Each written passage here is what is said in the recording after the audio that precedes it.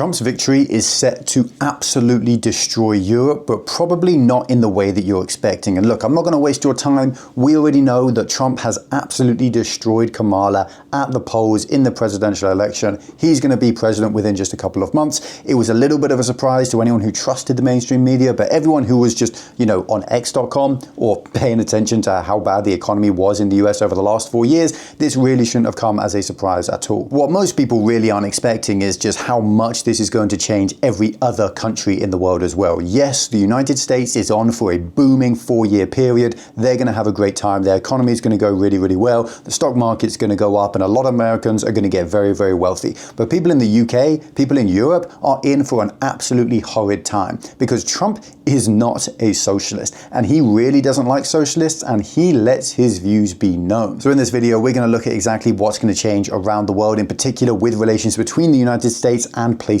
like Europe, but starting off with some bad actors who are already being kicked into gear. Right off the bat then, before Trump has had even 1 second to implement a single policy change, he's still not the new president yet. He's not in power. He doesn't hold any official authority over anything, but already the world is starting to react, and bad actors around the world are scrambling, trying to make sure they don't end up on the wrong side of a Trump presidency. China, the second all of this happened, scrambled to put out press releases thanking and congratulating Trump and looking forward to a productive relationship, basically begging that he doesn't absolutely destroy their export-driven economy by slapping some massive heavy tariffs onto their exported goods. Let's be honest, that probably isn't going to be enough, but China right now are scared and running, and the Chinese stock index took a massive dip on Trump's election for this exact very reason. Then we move on over to the exact same thing happening with Iran, as when Trump was elected president, when we found out that he had won the presidential election, there was no longer any kind of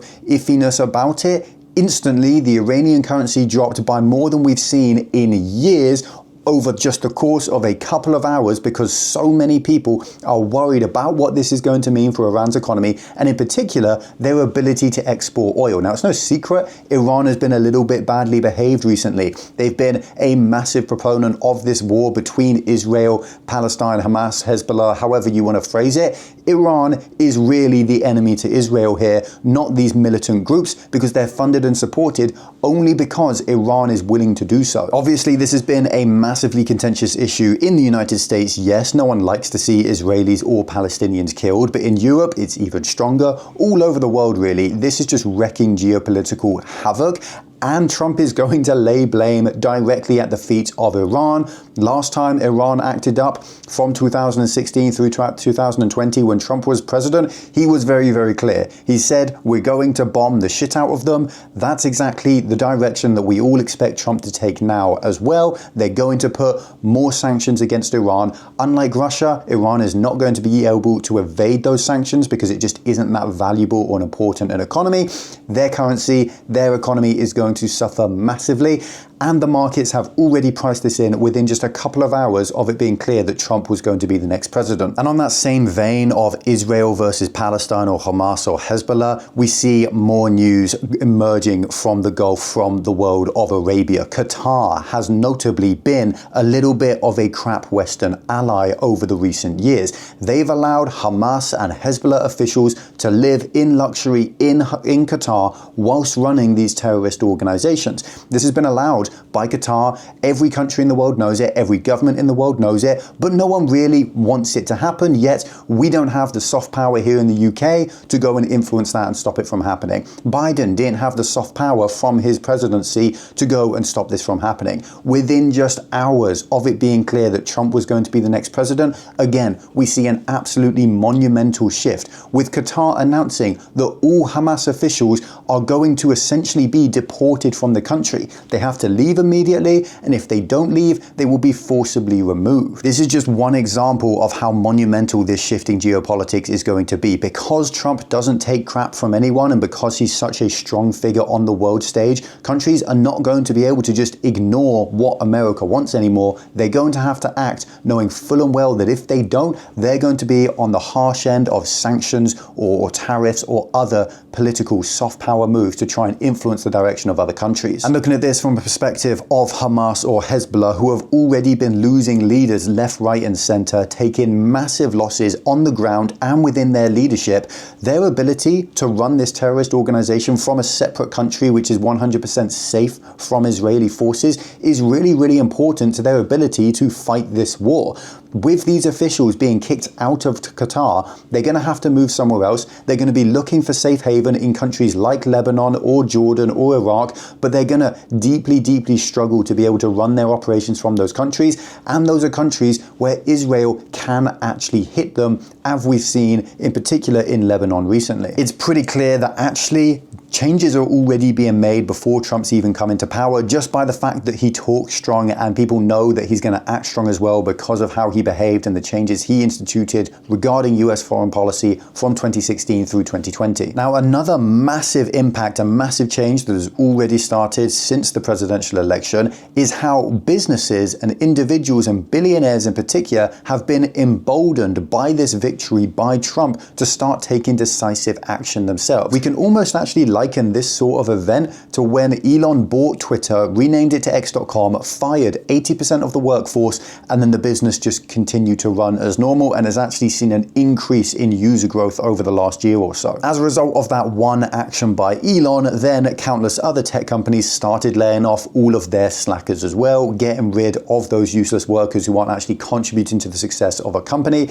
And again here, with Trump being so outspoken, being so loud, being so vocal and unapologetic with his views, and then actually not only winning the election, but winning the popular vote as well, other wealthy businessmen and businesses are taking similar stances, standing by their morals and acting against what would have used to be almost a death sentence in the media. Go woke and go broke is a very new phenomenon. You go back 5 or 10 years and actually if you were the opposite of broke, it was impossible to keep a positive public name because the media was so anti anything right wing. So what exactly do we see here? Well, in the Netherlands over the last few days, actually, this has been an ongoing crisis. There have been clashes between Muslim football fans and Israeli football fans who are on holiday in the Netherlands to go and watch a football game. Essentially, a whole load of Muslim terrorists started attacking Israeli fans in the street, running them over with cars, coming out with weapons, beating them up, attacking them, putting them in hospital.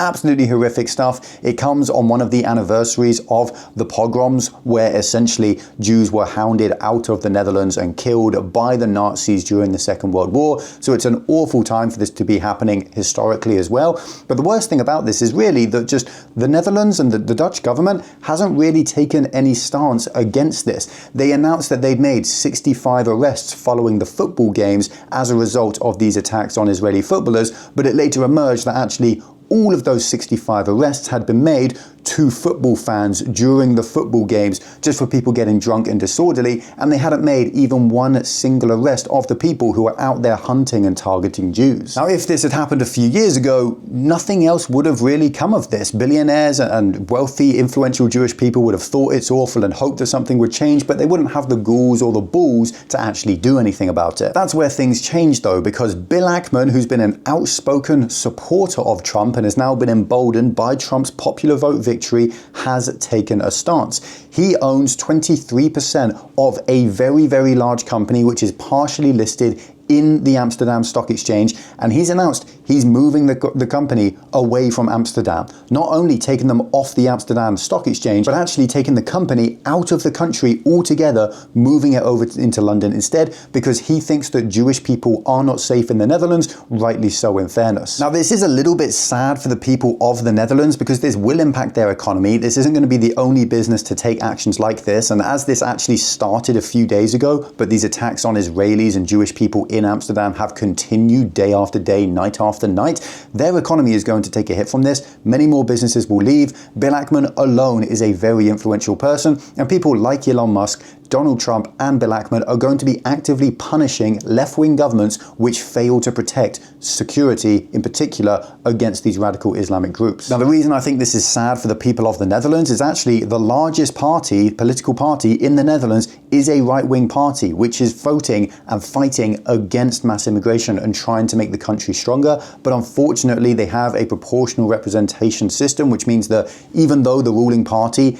is the largest individual party. They do not hold a majority. They do not actually have the ability to legislate at will, and the government of the Netherlands is still largely made up of, their legislative body is still largely left-wing. So even though plenty of Dutch people are starting to vote right and start to fight for their country once more, it really isn't going very well for them, and the nature of their political system means that actually the left is still largely in power and the right wing isn't able to institute the change that they've been elected to do so. Of course, for anyone British watching this, you know what's coming next. The Labour Party is in power here. It is actually a socialist nightmare bordering on communist. They were stupid enough to announce proudly to the world that they were sending British political figures over to the United States to actively campaign on behalf of Kamala Harris. That is election interference. That is a federal crime in the United States. Obviously, once this was found out, Elon Musk started tweeting about it. The media picked it up.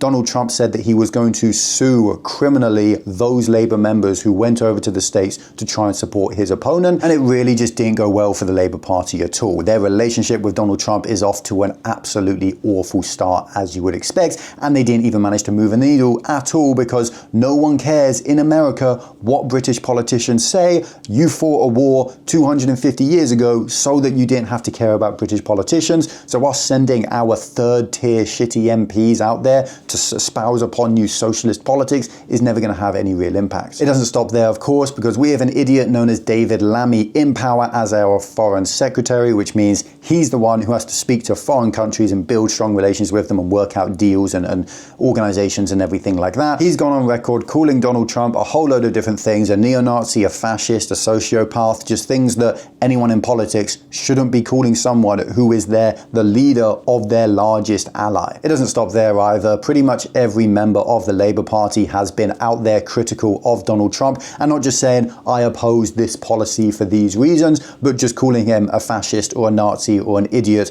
or a sociopath or whatever else might be. It's pretty clear that Trump is actually very favourable towards British people, but he absolutely hates this current British government for good reason. Every good, decent, hard-working British person I know also hates this current government. The only little silver lining that the UK has at this point is Nigel Farage, who is currently running the third largest party in the United Kingdom by gross vote share and has an incredibly strong relationship with Donald Trump. So everyone like me, who is unfortunately stuck in the UK, is just silently and subtly hoping that Nigel is able to work his soft power behind the scenes to make sure that Donald Trump does target and punish our socialist government, but not the people who never voted for this socialist government. Obviously, at this point, everyone in the United States who's smart and economically literate is really excited for the 4 years to come, and you should be. I do not hold that against you whatsoever. I'm really excited to see how well the United States can do over these coming years. The UK, the Netherlands, and the rest of socialist Europe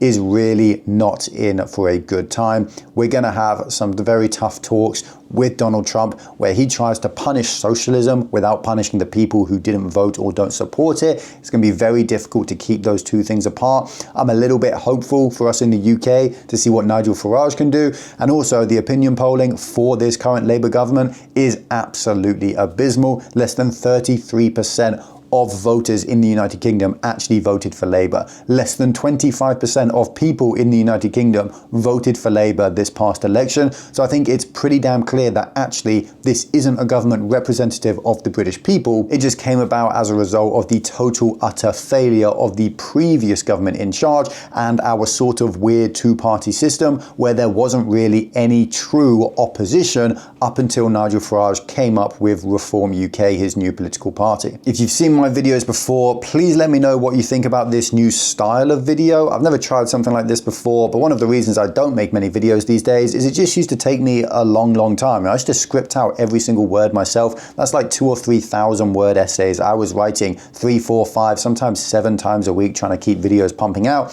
This sort of format is a lot more easy for me to get together, to put my thoughts onto paper, to get the video out, to give you guys a little bit of my context and my perspective on things. If you hate it, please let me know. If you like it, please let me know. If it's good, great. I'll keep making these videos and I'll be able to make a lot more and upload much more frequently. Of course, if you are based in the UK or the EU and you're worried about how our economies are going to get hit over the coming years as Trump punishes us a little bit, take a look at a link down below. I'm running an online business through YouTube essentially without me needing to post YouTube videos. If you're interested at all, check out that link down below. I explain exactly how the business works, how you can get started, how you can sign your first client within your first month and make $1,000. Go check it out if you're interested.